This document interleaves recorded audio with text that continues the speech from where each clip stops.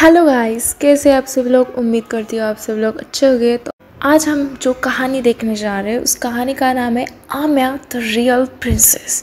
ये कहानी एक सस्पेंस थ्रिलर है जिसमें उपन्यास के बारे में दिखाया गया है। कहानी की ओर बढ़ते हैं। सुबह का समय था। सुनंदा निवास, एक सफ़ेद रंग का बड़ा सा घर जो बहुत ही सुंदर दिख रहा था। उस घर के अंदर बहुत चहल पहल थी। सब कोई कुछ ना कुछ काम कर रहे थे। एक औरत हर आदमी को सही तरीके से काम करने के लिए बोल रही थी। तभी वहाँ एक लड़की आती है प्रसाद की थाली लेकर। सबको देने के बाद वो उस औरत के पास जाती है और उससे बोलती है, छोटी मासा प्रसाद। तो सविता जी कहती है, मैंने तुमसे कितनी बार बोला है सुबह सुबह अपना मनहूस चेहरा लेकर मेरे सामने मत आया करो, और इस प्रसाद को तुम किसी और को दे दो। क्या पता जैसे तुमने अपनी माँ को मार डाला वैसे ही मुझे मार डालो। छोटी मासा, आप जानती है उस दिन हमारी कोई गलती नहीं थी। बड़ी मासा हमारी माँ थी, हम उन्हें कैसे मार सकते हैं। अगर हमें पता होता कि हमारे ज़िद के वजह से बड़ी मासा को कुछ हो जाएगा तो हम कभी ज़िद नहीं करते। और आप हमारी छोटी मासा हैं, हम आपको मारने की कोशिश क्यों करेंगे।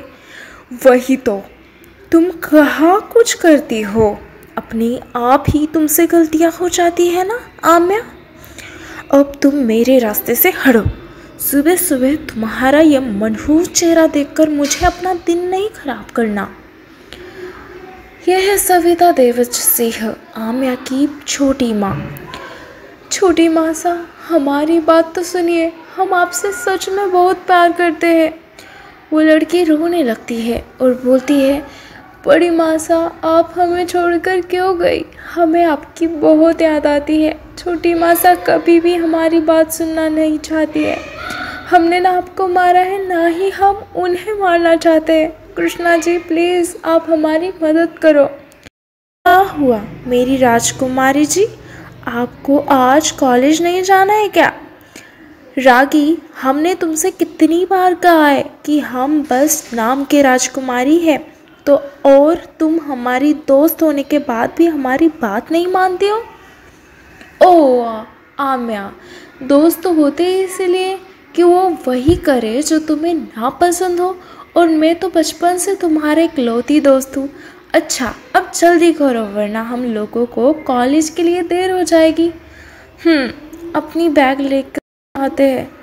तब तक तुम बिहार काका से बोलकर हमारा टिफ़िन ले लो। जो हुक्म राजकुमारी साहिबा। इतना बोलकर रागी किचन में चली जाती है तो देखती है कि वहाँ पर आलू के पराठे रखे हुए हैं। तो वो बिहारी काका से बोलती है, अरे काका, आपने पराठे बनाए हैं, ये मुझे पहले क्यों नहीं बताया। अगर आपने पहले ही बता दिया होता तो अब तक मैंने तो 2-4 खा भी लिए होते। वो पराठे लेने ही जाती है तभी वहाँ पर सविता जी आ जाती है और बोलती है, बेटा, बिहारी काका को ये नहीं पता था ना कि तुम सुबह ही 2 बार नाश्ता कर लोगी। वो पराठे खाते हुए बोलती है, अरे आंटी जी, मैं तो घर से नाश्ता करके आती ही नहीं हूँ, क्योंकि मुझे पता होता है कि बिहारी काका ने कुछ अच्छा सा ही बनाया होगा खाने के लिए, इसीलिए मेरा नाश्ता तो रोज़ यही होता है। आप तो ये बताइए कि आप इतनी खूबसूरत कैसे लग लेती है। आपको देखकर कोई बोल ही नहीं सकता कि आप आम्या की माँ है। आप तो उसकी बड़ी बहन की तरह लगती हो, एकदम कमाल की। मैंने सही बोला ना काका। हम कैसे कुछ बोल सकते हैं बिटिया, हम छोटे लोग सिर्फ काम करने के लिए होते हैं। हम लोगों को मालकिन लोगों का चेहरा देखने की इजाज़त नहीं होती है बेटा, बिहारी काका रागी से कहते हैं और साथ में उसे एक टिफ़िन भी देते हैं। बिहारी काका बोले चाहे ना बोले, आंटी आप सच में बहुत खूबसूरत लग रही हो। अपनी तारीफ सुनकर सविता जी कहती है, थैंक यू बेटा, अब आप बोल रही हो तो सच ही होगा। आप खाइए, आपको जितना भी खाना है, और आप यहीं पर नाश्ता किया करो रोज़। अच्छा अब मैं चलती हूँ बेटा, आपके अंकल का ऑफिस जाने का समय हो गया है, उन्हें नाश्ता भी तो देना है। जी आंटी आप जाओ, मैं तो खा कर ही जाऊंगी। उनके जाने के बाद वो बिहारी काका से बोलती है, काका आप लोग इन्हें पूरा दिन कैसे झेलते हो, हमेशा रोक छाड़ती रहती है। क्या करे बेटा, ये मालकिन है हम सब लोगों की, हम सबको इनकी बातों को तो मानना ही होगा। बड़ी मालकिन सबसे अच्छी से बात करती थी, उन्होंने कभी किसी बात के लिए किसी को कुछ नहीं बोला। लेकिन जब से वो गई है बेटा, छोटी मालकिन और उसके भाई का ही राज चलता है यहाँ पर। बड़े मालिक के ना होने पर ये लोग आमिया बिटिया से भी काम करवाते हैं और बिना कुछ कहे सारा काम करती भी है। पता नहीं सब कुछ कब ठीक होगा। तभी आमिया वहाँ आती है और बोलती है, क्या ठीक होना है काका, कहीं रागी ने फिर से कुछ तोड़ तो नहीं दिया। अरे नहीं बेटा, रागी बिटिया ने कुछ नहीं किया, मैं तो बस ऐसे ही बोल रहा था।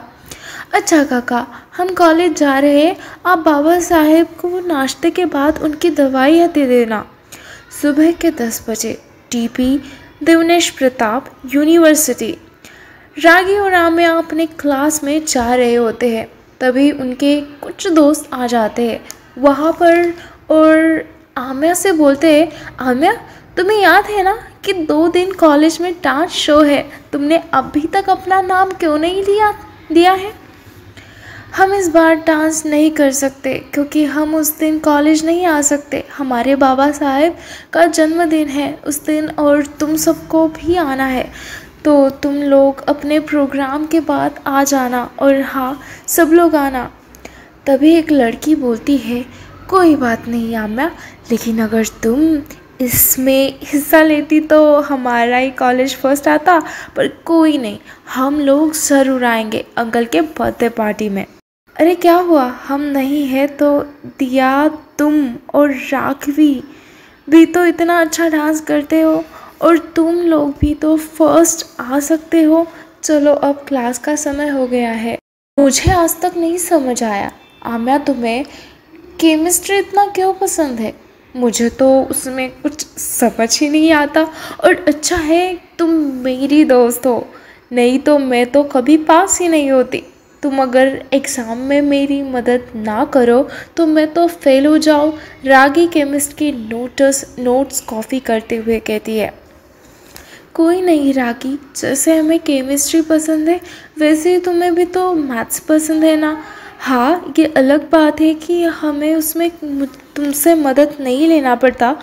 चलो अब पढ़ो और कॉलेज के बाद तुम हमसे राम मंदिर में मिलना और प्लीज़ अपना चेहरा ढक कर आना, क्योंकि हम नहीं चाहते छोटी मासा के भाई सा को कोई शक होकर हम अकेले मंदिर में जाएंगे तो वो वहाँ हमारे पीछे मंदिर में नहीं आएंगे। आमिया, तुम अपने पापा को क्यों नहीं बता देती कि तुम्हारी मासा को तुम्हारे छोटे मासा के भाई ने मारा है और छोटी मासा भी में साथ दे रही है, क्योंकि उन लोगों को तुम्हारी जायदाद अपने नाम करवाना है।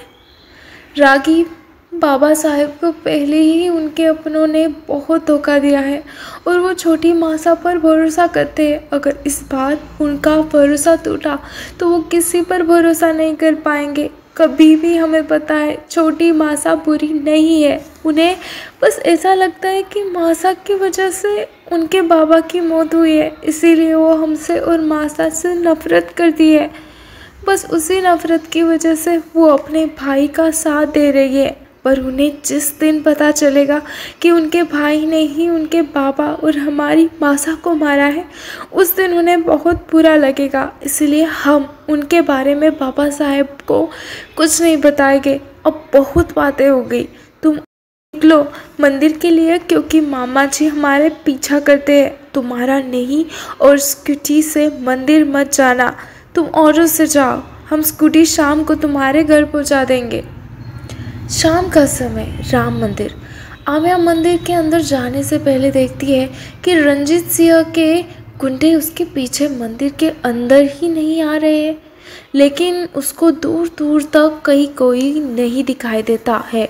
तो वो सोचती है कम से कम कुछ देर के लिए तो इन लोगों से पीछा छूट फिर वो अंदर चली जाती है और राम जी का दर्शन करने रागी को ढूंढती है।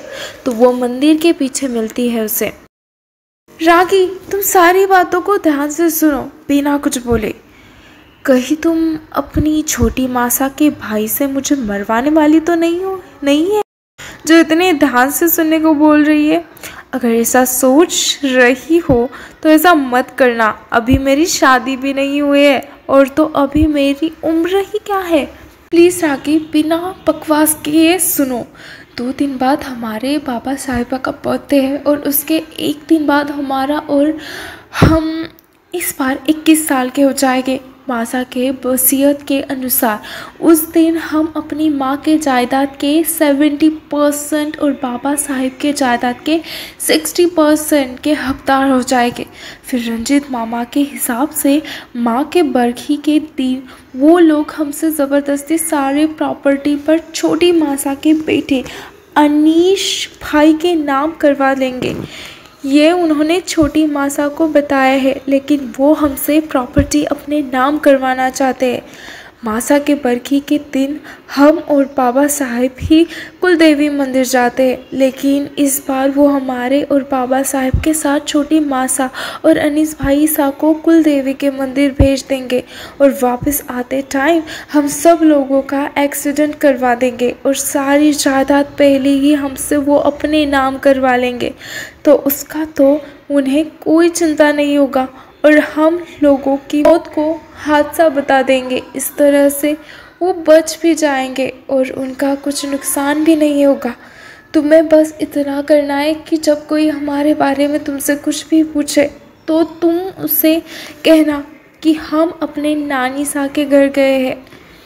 तुम सच में अपनी नानी के घर ही जाओगी ना?